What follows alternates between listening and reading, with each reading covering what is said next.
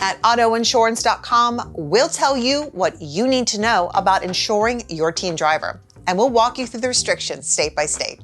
Hi there, I'm Amanda Mushro, and we're talking about teen driving laws. Now, it's probably been a while since you got your driver's license, and many teen driving laws have changed since you were learning to parallel park. So if you have a teen and they're ready for their driver's license, here's what parents of young drivers need to know before their kids get behind the wheel.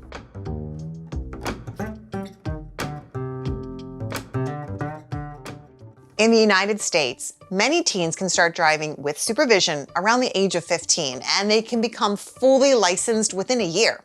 Now, states have special laws for drivers under the age of 18 because, well, they're less experienced. And while these laws vary by state, it's really important for teens and their guardians to become familiar with those laws in order to avoid penalties and higher insurance costs. Did you know that per mile driven, the accident rate for teen drivers is nearly 4 times that of a driver over the age of 20? Distracted driving, alcohol, and speeding, they all contribute to risky teen driving. A study by AAA found that 58% of crashes were caused by teens who were distracted. Now, of teens involved in fatal crashes, 27% were speeding and 16% had been drinking.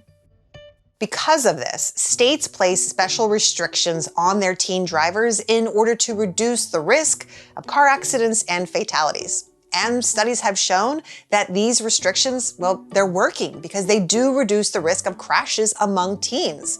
According to the Insurance Institute for Highway Safety, after the United States introduced graduated driver's license, also known as GDL programs, in the 1990s, traffic fatalities fell by 68% for 16-year-old drivers, 59% for 17-year-old drivers, 52% for 18-year-old drivers, and 47% for 19-year-old drivers. All states and the District of Columbia have some form of a GDL program, and the specifics of the GDL programs, they vary by state, but typically they consist of 3 stages. Stage 1 is the learner's instructional permit.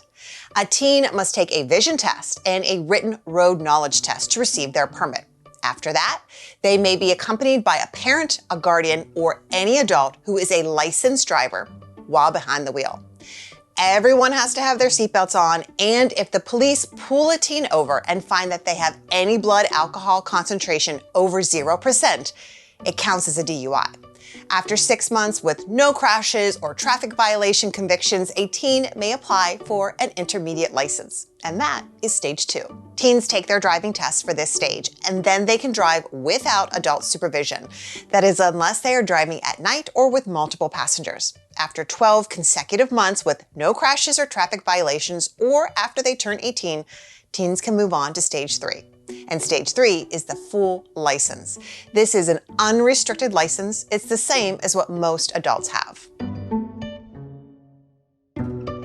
Most states have curfews for their teen drivers that begin around midnight. There's plenty of reasons why driving at night can be more dangerous, but it's even more of a risk for teens. In fact, fatal crash rates of 16 to 19-year-olds is about 4 times as high at night than it is during the day. Some GDL programs have restrictions on cell phone use for teen drivers. While some states allow hands-free cell phone use for adult drivers, teens don't get that same privilege. In some states, teens cannot use any electronic devices while driving, whether it's handheld or hands-free. And some states even link teen driving privileges to their school performance. In Alabama, for disciplinary points a teen receives after the age of 12, say for a school suspension or truancy, they must wait an additional week before applying for a learner's permit.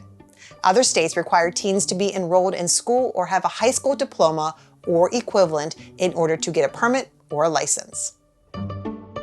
To encourage safer driving, states subject teens to harsher penalties than adult drivers when it comes to alcohol. For example, while all states, as well as Washington, D.C., have a BAC limit of 0.08, many states charge drivers under the age of 21 with a DUI if their BAC is above 0 or 0.02%. We've got a breakdown of every state's laws on underage drinking and driving on autoinsurance.com, and we've linked that below. How do driving laws affect parents of teens? In some cases, driving laws stipulate that parents are liable for teens' actions on the road. Specifically, if a parent knows that their teen is a danger to others on the road, say the teen has a history of at-fault accidents or tickets for reckless driving, and their parents allow them to drive unsupervised, the parent may be liable if the teen causes an accident. How does a teen breaking a driving law affect their parents financially? If a teen breaks the law while they're driving, for example, by driving drunk or not following the provisions of their GDL, the cost of their auto insurance will likely increase. Insurance premiums will increase even more if the teen is at fault in an accident.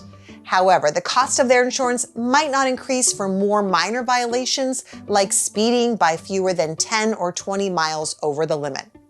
So what can parents do? It's a good idea to establish rules and expectations for teens about appropriate and safe driving behavior.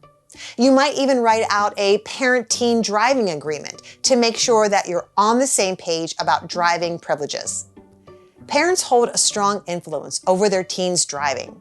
Studies show that when parents impose driving restrictions beyond what the law requires and they set a good example for driving behavior themselves, teens tend to drive more safely and get into fewer crashes.